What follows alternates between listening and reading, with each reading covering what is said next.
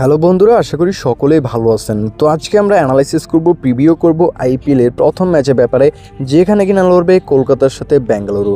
তো এই ম্যাচের পুরো অ্যানালাইসিস হবে। এটি কিন্তু আপনার শুধুমাত্র আমরা আইপিএলের অ্যানালাইসিসটা করব ইডেন গার্ডেনের। তো এই মাঠটি কিন্তু মিডিয়াম একটি গ্রাউন্ড, এবং এই মাঠে আমি যতগুলো ম্যাচ দেখছি রানটা কিন্তু খুবই ভালো রান হয়ে থাকে, এবং সেকেন্ড বেডের যে উইন চান্সটা গতবার আইপিএলে কিন্তু বেশি ছিল। কারণ হচ্ছে গতবার 7টা ম্যাচ হয়েছিল এই মাঠে আইপিএলের। 7টা ম্যাচের মধ্যে 4টা ম্যাচ হচ্ছে সেকেন্ড বেড, 3টা ম্যাচ ফার্স্ট বেড উইন করেছিল। তো এখানে সেকেন্ড বেডের উইন চান্সটা আপনারা বেশি দেখতে পাচ্ছেন। সেকেন্ড বেড কিন্তু এই মাঠে ফেভারিট, এবং রানটা যেটা এই মাঠের 166 রান অ্যাভারেজ গড়। আর এই মাঠে কিন্তু আপনার ফেস বোলার এবং স্পিনার দুইটা বলে কিন্তু ভালো বল হয়ে থাকে। আর আজকে ম্যাচটির মধ্যে যদি আমরা কথা বলি কত রান হতে পারে, সেটা কিন্তু প্রেডিকশনের মাধ্যমে বলে দিব। তো তারপরেও এখানে আপনাদেরকে একটা ধারণা দিয়ে দিই, এটি কিন্তু রানের একটি মাঠ, অবশ্যই কিন্তু ভালো রান হবে।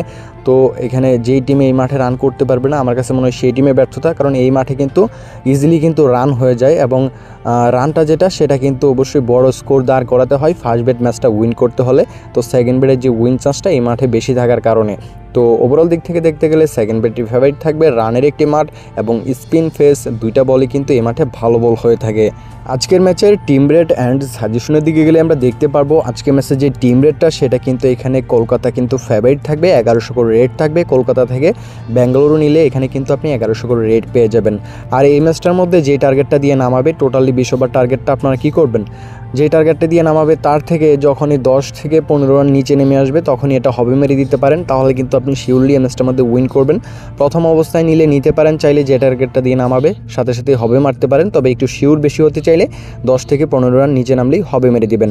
আর পাওয়ার প্লেটা মাস্ট বি এখানে 45-44-এ নেমে আসলেই হবে মেরে দিবেন। যে টিমে আগে ব্যাট করুক পাওয়ার প্লে এবং 20 ওভার এভাবে খেলবেন। আর টসটি আমার কাছে মনে হয় বেঙ্গালুরু উইন করতে পারে। তো আপনারা চাইলে এই সব কিছু এইভাবে খেলতে পারেন, আমি নিজেও কিন্তু এভাবে খেলবো। এখানে যদি আমরা দুই টিমের রিসেন্টলি 5টা ম্যাচের কথা বলি, এবার যেহেতু ম্যাচ খেলে নাই গতবারটি আমরা তুলে ধরি, তো রিসেন্টলি 5টা ম্যাচের মধ্যে 5টা ম্যাচই কিন্তু কলকাতা উইন করেছে, এবং 4টা ম্যাচে উইন করেছে 5টা ম্যাচের মধ্যে বেঙ্গালুরু। তো এখানে রিসেন্টলি যে 5টা ম্যাচের গড় সেই জায়গাতে কিন্তু কলকাতা কিন্তু এগিয়ে থাকতেছে। আবার হেড টু হেড রেকর্ডেও কিন্তু আরেক বিষয়, সেটা হচ্ছে যে কলকাতার সাথে কিন্তু বেঙ্গালুরু এতটা পেরে উঠতে পারে না, কারণ দুই টিমের ইতিহাসে আইপিএল ইতিহাসে 34টি ম্যাচ হয়েছে, সেই জায়গাতে বেঙ্গালুরু মাত্র এখানে 14টি উইন করেছে, এখানে কলকাতা 20টি উইন করেছে। তো বুঝতেই পারতেছেন যখনই দুই টিমের মধ্যে ম্যাচ হয় তখন কিন্তু কলকাতার পাল্লাটা বেশি ভারী থাকে, তারা কিন্তু বেশিরভাগ ক্ষেত্রে ম্যাচগুলো উইন করে থাকে, তাদের রেকর্ডটা কিন্তু অনেকটাই ভালো। তো লাস্ট 5টা ম্যাচ এবং হেড টু হেড রেকর্ড দুই জায়গাতেই কিন্তু কলকাতার দাপটটা বেশি আমরা দেখতে পাচ্ছি। পয়েন্ট টেবিলটা দেখতে হবে, পয়েন্ট টেবিলটা কিন্তু খুবই গুরুত্বপূর্ণ একটা বিষয়। তো এবার যেহেতু ম্যাচ হয় নাই, গতবারের পয়েন্ট টেবিলটাই আমরা অ্যানালাইসিস করব। তো এখানে দেখতে পারবো বেঙ্গালুরু কিন্তু পয়েন্ট টেবিলের 4তম নাম্বারে ছিল, তারা কিন্তু এইখানে আপনার হচ্ছে 14টা ম্যাচ খেলে 7টা উইন করেছিল, 7টা লস করেছিল, এবং হচ্ছে এখানে তাদের পয়েন্ট ছিল 14। তো এখানে অন্যদিকে কলকাতা কিন্তু গতবার চ্যাম্পিয়ন হয়েছে, তারা নাম্বার 1 পজিশন রেখেই কিন্তু পয়েন্ট টেবিলটা শেষ করেছিল। তারা 14টা ম্যাচ খেলে এখানে আপনার 9টা উইন করেছিল, এবং তাদের পয়েন্ট ছিল 20। তো এখানে গতবারের যে পয়েন্ট টেবিলটা সেই দিক থেকে কিন্তু কলকাতা অনেকটাই এগিয়ে থাকতেছে বেঙ্গালুরু থেকে, এবং গতবার যে সিজনটা সেটা কিন্তু কলকাতার অনেকটাই ভালো গেছে। তো এখানে অবশ্যই পয়েন্ট টেবিলের দিক থেকে গতবারের আইপিএলের দিক থেকে কলকাতার দাপটটাই আমরা বেশি দেখতে পাচ্ছি, তারা কিন্তু গতবার অনেক ভালো খেলেছে।